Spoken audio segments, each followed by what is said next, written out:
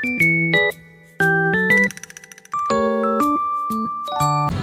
semua orang. Kita orang dekat Temerloh. Okay dah tu jangan cakap. You pula. Cakap apa On the way ke KL pula untuk esok punya event. Dah lah tak ada apa-apa. Okay macam ni. Macam mana? Okay, weekend ni adalah weekend paling busy. Sebab kita orang adalah orang penting. So sekarang kita orang dekat Temerloh sebab attend nanti kena copyright. Sebab attend majlis kahwin kawan saya. Dan lepas ni kita orang lagi Senawang untuk majlis kahwin kawan saya juga. Dia tak ada kawan. Kita layan dia. So esok saya orang penting. Saya sebagai bridesmaid. Lepas tu, tapi sebelum pergi Senawang kita singgah KL dulu. Ada urusan jual beli. Itu pula. So actually saya dari KL. Ke Temerloh saya naik bas. Tapi bas saya rosak. Boleh pula tali apa ni? Tali aircon. Tali aircon, tali kipas putus. So dah sejam aku delay lah. Semua plan kita disaster. Oh, I dah snap dia punya rate your right tu. Aku nak share. I nak rating rendah. Sebab macam tahu tak orang dah plan elok-elok, lepas tu kau lambat. Macam tu lah. Yang siapa kat sini nak mengaku, siapa yang tengok video saya? Video Skin-chan to be specific. Video Skin-chan dan video nak-nak. Yes, nak-nak tu memang. Sebab kita orang tak ada pun promote ke share link ke kita tak ada post kat mana-mana media sosial. Tapi kalau nak-nak tu understandable lagi sebab kita review makan tau. So orang yang suka tengok mukbang boleh jadi benda tu akan naik kat dia punya feed. Tapi yang Skin-chan kan yang Skin-chan tu kita positif lah. Mungkin ada orang yang nak pergi Skin-chan and then dia macam Cuma macam zaman sekarang dah tak ramai dah orang search kat YouTube nak pergi mana. Sebab YouTube kita dah ada TikTok dah kan. Betul. YouTube dah tak jadi main reference. Tapi I tak tengok lagi ada punya statistik berapa lama dia tengok. Probably macam tertekan ke whatsoever. Tapi nak kata macam dia keluar suggest ke orang kan. That's a good thing actually. Tapi terima kasih kepada yang melihat. Kepada 30 orang. Kepada tak payahlah 30 orang je. Kepada yang melihat lah. Dan yang bakal melihat. Sebab tujuan saya bukanlah untuk jadi seorang YouTuber pun. Saya hanya post untuk masa tua saya. Tapi kalau korang seronok, like lah sikit. Okay, so sekarang musim-musim perkahwinan ni bukan musim perkahwinan. Disebabkan kita nak berkahwin, so kita kena attend lah banyak majlis.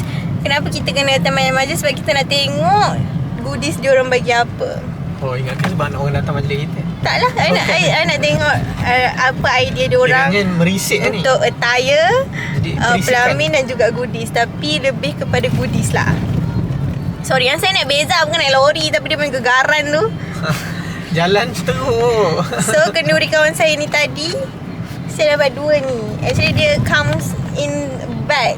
Tapi yes, woven bag. Dia macam unik lah. Sebab benda ni luar biasa. First dia bagi serbuk kurma mudim. Unik. Saya tak pernah terlintas pun nak bagi benda ni. Serbuk kurma mudim dan juga this one. Ni apa nama dia? Macam cute plate. Just piring je. Macam piring untuk bagi baby makan. Piring kuih. Tapi unik lah. I suka. Dia sebenarnya biasa. Tapi I suka sebab macam kita tak terfikir pun nak bagi benda ni. How come dia orang terlintas nak bagi benda ni? Cuma saya nak buat apa dengan benda ni? Mungkin bagi Gigi punya wet food dia kot. Saya baru nak sebut tapi tak sampai hati tu dia sebut ni. Tapi it's not a bad thing, right? Tapi sebab dia goodies kan. Okay je. Ataupun saya bagi makan anak saya untuk 2 tahun akan datang. 2 tahun je? 2 tahun je lah, lama-lama apa. We have some business.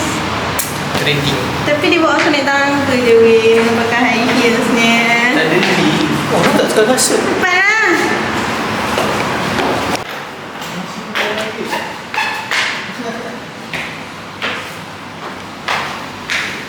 I'm okay, I'm fine. Kencana. Mana ni? Hah? Ni ke mana? Ya Allah, dia bawa pergi mana ni? Nak kena naik. Oh, ingat saya jalan kaki ni free-free ke? Tu lah, hasil jualan tu. Saya dah fikir dah saya nak apa. Harap-harap lah. Saya nak baju baru. Harap dia bayar. Hai. Mana dah dia bawa aku? Bernilai ni.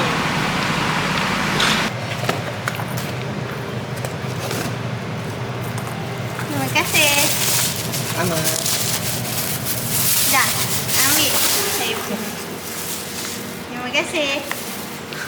Dia rekod. Hai Kak Mami. Hello, tak nampak. Comel. Hello korang. So kita orang dah sampai Senawang. And kita orang dah balik makan dah pun. Tapi kita orang tak record anything cause we are so freaking tired. Sekarang pukul 11.53 and I have to sleep now actually. Tapi sebab esok kena berkumpul sebelum pukul 8 and paling lewat pun 8 suku. Cuma I nak balut hadiah untuk Cha esok. So sebelum tidur I nak siapkan balut tu. I berikan Cha hadiah ni 15 pieces soup set from Destiny. So okay, I kena buang kotak ni. Sekejap. Korang, lepas I buang kotak tu, hadiahnya pecah. Ada 2 yang pecah. I'm so stressed. Majlis dah esok, so I dah tak ada masa dah nak cari hadiah lain. Tengok ni, kejap. Tengok tu. 1, 2 pecah. Stress lah. Okay, hi guys. So I tengah edit video ni. So alang-alang tu I just nak update lah yang Alhamdulillah I dah dapat 100% refund daripada Shopee untuk barang I yang rosak ni. So I just nak share macam mana I boleh dapat 100% refund tu. So actually barang ni I akan dapat 15 pieces, iaitu I akan dapat 6 mangkuk, 6 piring, 1 periuk. I think kalau I tak salah I akan dapat 22 cm periuk dan juga 1 senduk lah. Kalau you tengok dalam video yang ni, I baru nampak 2 mangkuk je yang pecah. Tapi bila I unboxing bahagian yang sebelah ni, ternyata ada lagi 2 pinggan yang I boleh katakan completely shattered lah. Okay, so malam yang I unboxing barang tu, I terus request refund dekat Shopee. The next morning ada Shopee agent yang dah respon kat I and assist untuk I punya case. Tapi unfortunately tak lama lepas tu I dapat tahu yang Shopee rejected I punya request sebab katanya seller dah provided diorang punya evidence lah untuk support claim diorang. So Shopee advise I untuk liaise directly dengan local courier. So I pun teruslah directly contact dengan local courier. I contact dengan Ninja Van. So to be honest, Ninja Van is very responsible and helpful. Masa tu I submit complaint dekat dia punya website.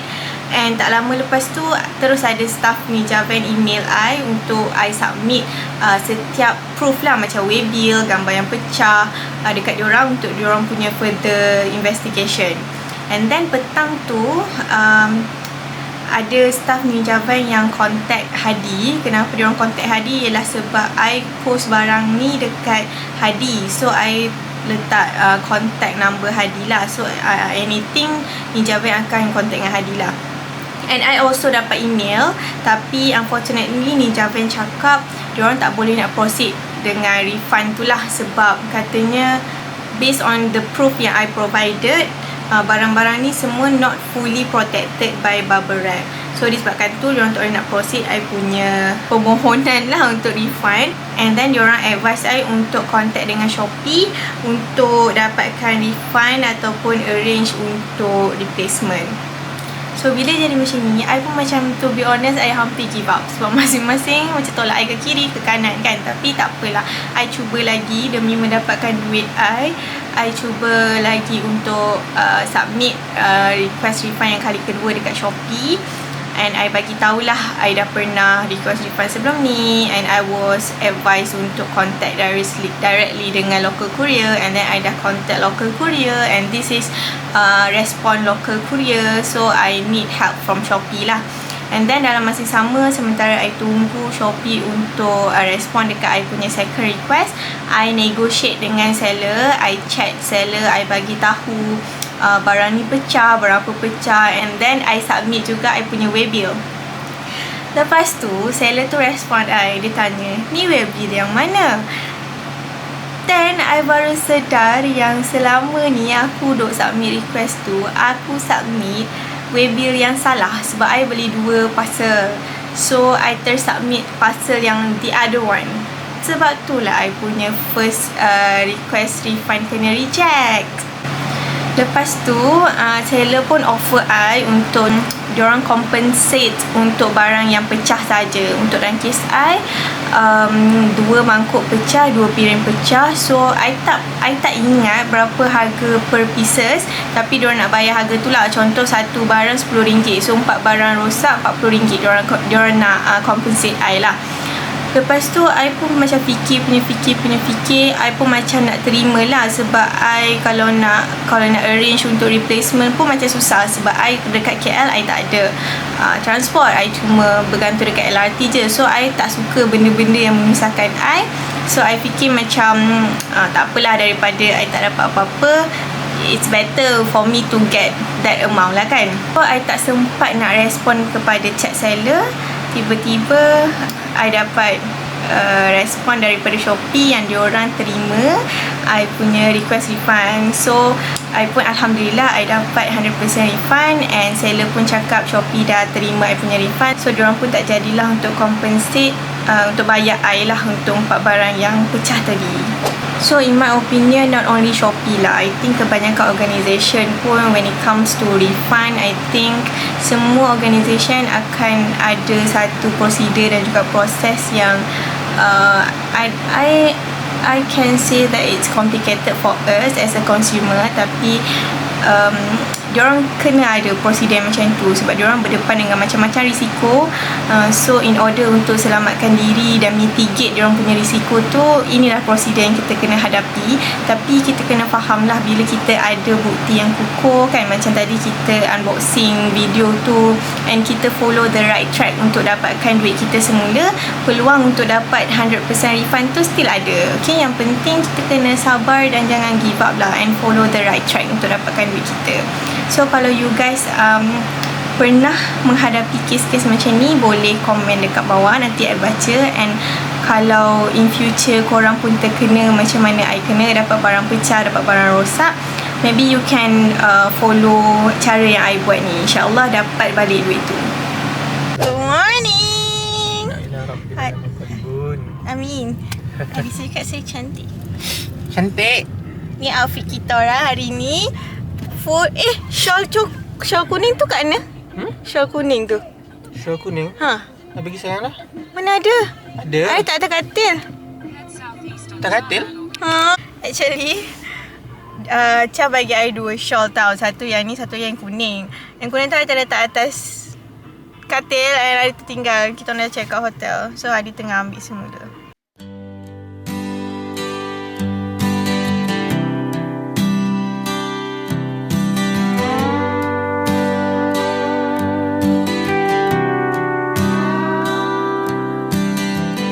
I never dreamed of a time crossing love, yet ancient tales enchant me like dreams.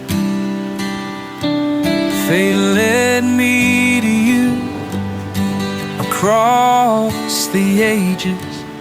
You spoke of a journey through time. joy I blend my modern heart into the rhythm of ancient days, lost in history's flood. Saya mengangkat nikah dengan anak bapa saya, Siti Nur Aisyah binti Yusaimi, dengan mas kawinnya RM300 tunai. Aku terima nikah Siti Nur Aisyah binti Yusaimi dengan mas kawinnya sebanyak RM300 tunai.